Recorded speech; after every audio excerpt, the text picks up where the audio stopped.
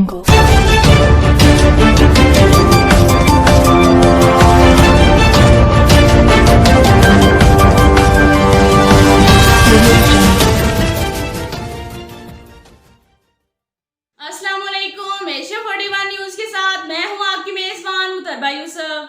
खबर शामिल करते हैं लोधरा से। हमारे ब्यूरो चीफ शाहिद नुनानी के मुताबिक थाना सिटी करोड़ पक्का पुलिस की शानदार कार्रवाई, इक़दाम कत्ल का मुलजिम गिरफ्तार।